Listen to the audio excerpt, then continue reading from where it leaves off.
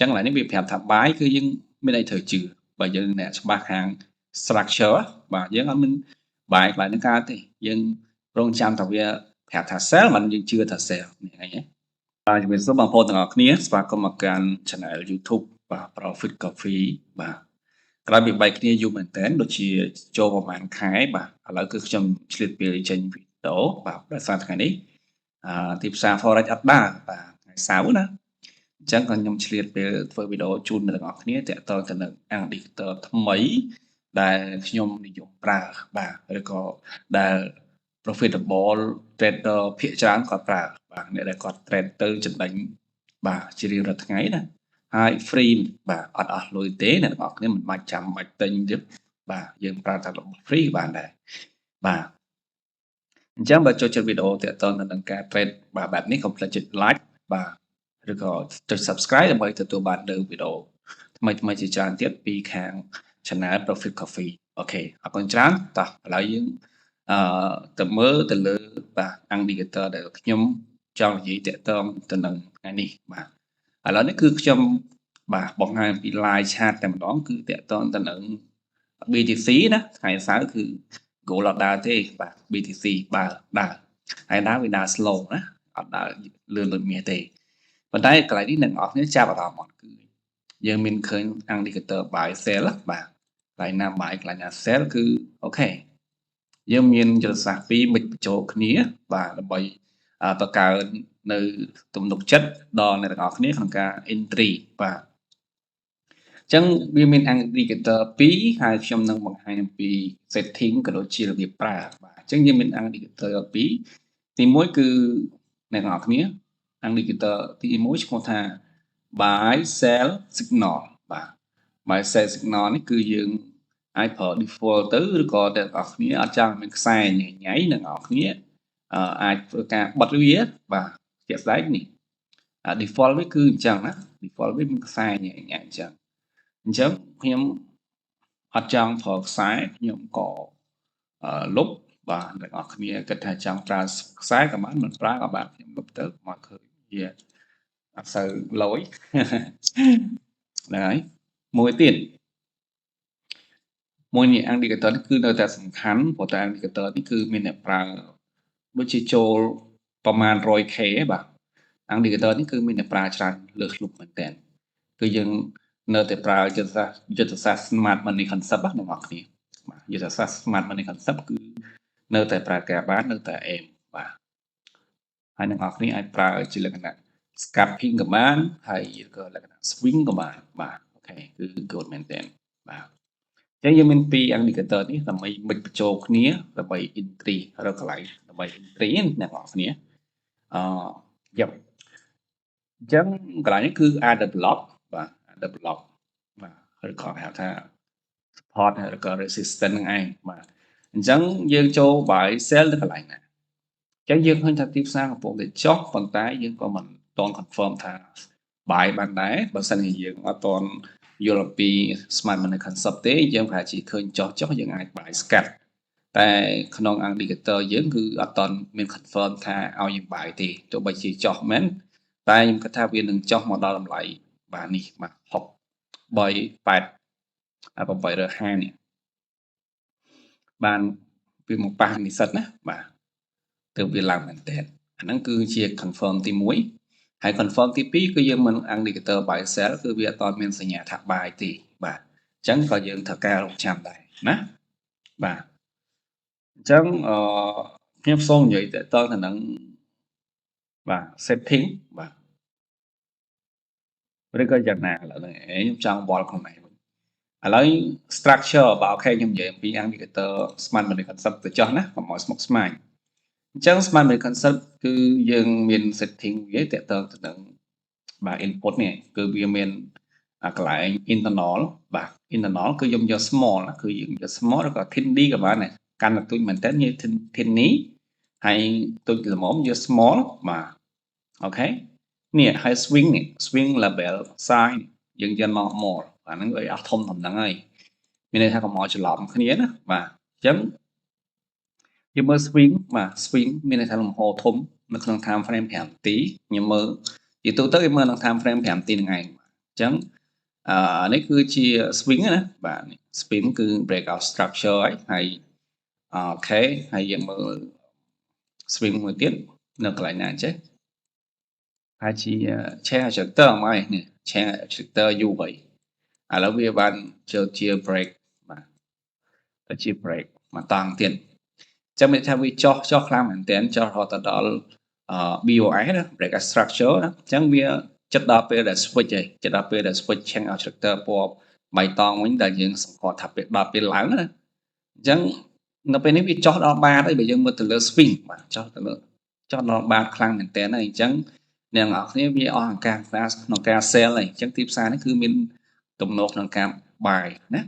អញ្ចឹងយើងព្យាយាមរកកន្លែង buy ព្យាយាមរកកន្លែង sell បាទព្រោះថា sell វាសឹងតែអស់ឱកាសវាចោះដល់បាតណាបាទអញ្ចឹងយើង confirm sell confirm buy គឺយើងកក់ក្ដៅមែនទែនណាបើសិនជាឃើញ indicator ក្នុង time frame 5នាទីនេះវាឲ្យយើងនឹង buy គឺកក់ក្ដៅមែនទែនជាជាងsell គឺវាលក្ខណៈថាគ្រោះថ្នាក់គាត់ថាវាចោះដល់បាតទៅហើយណាអូខេនេះគឺជា confirmation បាទទី1ណាអូខេឬក៏យើងអាចទៅមើល time frame ធំ1ម៉ោងបាទ1ម៉ោងឬក៏4ម៉ោងតើវា trend មានតាណាចាញ់ structure តើវាមិនអូខេគឺកំពុងតែចុះបាទយកឯង time frame 1ម៉ោងក៏ BOI ដែរបាទ BOI វាអញ្ចឹងវាមានន័យថាវាជិតដល់ពេលឡើងហើយបាទអញ្ចឹងយើងមិនអាចរងចាំឱកាសថា sell ទេមើលទៅគឺដល់បាតទេប៉ុន្តែទោះបីយ៉ាងណាគឺយើងត្រូវរងចាំវាផងដែររងចាំឲ្យវា change oscillator internal ក៏បានដែរណា change oscillator internal ក៏បានដែរ internal នេះពួក internal ចឹងយើងអាចរងចាំបាទរងចាំវាទៅដើម្បីធ្វើការបាយឥឡូវខ្ញុំក៏សូមធ្វើការ review back ឬក៏ back test ណាអ្នកនរគ្នាអំពី goal ឬក៏ XAU យើងវិញថាយើងចូល entry កន្លែងណាដែលថាតាមយុទ្ធសាស្ត្រ2 candle បាទខ្ញុំចូល Onda កន្លែងនេះបាទខ្ញុំសូមបញ្យល់ back ទៅវិញតកតងទៅនឹង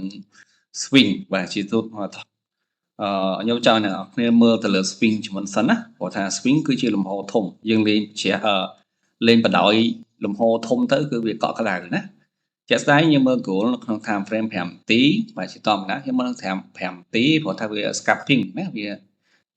ដូចថាដើរលឿនណាបាទវាដើរលឿនមានន័យថាយើងយកខ្លីៗយើងធ្វើ5លេខឬក៏ maximum 5 10លេខហ្នឹងតែធម្មតាខ្ញុំ scalp ខ្លីមែនទែនសឹងប្រហែល5លេខបាត់ហើយបាទអញ្ចឹងយើងមើល time frame 5នាទីទៅវា scalping ល្អណាអញ្ចឹង time frame ធំឃើញ time frame ធំtime frame ធំ time frame 5នាទីគឺ trend វា swing វាគឺឡើងអញ្ចឹងយើងឃើញនៅពេលដែលវានេះបន្ទាប់វាចោះ BOS បីក្រហមចោះដល់ពេលវាឡើងវា break swing ណា swing channel character ពណ៌បៃតងអញ្ចឹងនៅពេលដែលវាចេញអញ្ចឹងយើងរកការក្នុងការនៅពេលដែលវាធ្លាក់មកយើងបាយណាអញ្ចឹងអត់ខុសទេអ្នកនរគ្នាឃើញវាអញ្ចឹងឃើញ indicator អញ្ចឹងពេលវាចោះមកបាយបាទអានេះ field ទី1ហើយនេះទី2គឺបានវែងមែនតើបានវែងបាទឃើញបាយឲ្យតបាយគឺវាគឺត្រូវច្រើនណាបាទអូខេអាហ្នឹងគឺយើងមើលទៅលើsignal ណា signal by cell ប៉ុន្តែបើយើងមើល structure ផងដែរមើល structure នៅពេលដែលនេះ swing យើងគឺដឹងថាពីឡើងហើយប៉ុន្តែពេលទៅពីឡើងហើយវាត្រូវការចោះផងដែរណាពេលដល់ចោះ change register ចោះហើយវាចោះហើយចោះទៀត BOI អញ្ចឹងគឺដល់ពេលបាយវាដល់កន្លែង support ណាតំបន់ support អញ្ចឹងនៅពេលវាប៉ះហើយវាបិទបៃតងនេះប៉ះកន្លែងនេះហើយបិទបៃតងគឺយើងបាយទៅគឺវាឡើងតែឯងណាហើយខ្ញុំលេង account sen ទេបាទអ្នកនរគ្នាលេង account sen ទេមួយថ្ងៃបាន 5 រៀលឬក៏10រៀលអីទេបាទចឹងមិនលេងធំដុំអីទេអ្នកខ្លះគាត់ថាអើយខំប្រឹងហ្វនអីហ្នឹងទៅប្រយ័ត្នអស់ប្លង់ដីវាមិនដល់ថ្នាក់ហ្នឹងទេបើសិនជាយើងលេងធម្មតាលេងតែមក10 20រៀលវាមិនដល់ថ្នាក់ទេអ្នកនរគ្នាហើយសំខាន់យើងត្រូវចេះគ្រប់គ្រង management risk ឬគេហៅ risk management ណាគឺយើងត្រូវចេះដាក់ SL stop loss អីចឹងទៅគឺវាខាតតិចតួចទេណាថាអ្នកនរគ្នាអត់ព្រមចាញ់គឺវាគឺទីបំផុតគឺចាញ់អស់ទាំងដាច់ account ហ្នឹងហើយជាក់ស្ដែងខ្ញុំ trade ដូចជាមួយឆ្នាំមួយឆ្នាំជាងចង់2ឆ្នាំហើយនៅតែជំតាស់លេងអត់ដាក់ SL ចេះតាមពេលតាមគឺវាខកបាទគឺខុសបាទអញ្ចឹងគឺយើងព្រមចាញ់គឺមានដាក់ថាដាក់ SLTP អញ្ចឹងណាដូចជាជាក់ស្ដែងកន្លែងនេះអីវាធ្វើស៊ីយើងដែរមិនវងបើយើងគិតទៅលើ indicator នេះវាឲ្យបាយយើងគិតថាបាយតែបាយមិនសួរថាបាយមិនបើយើងមើល structure យើងមើល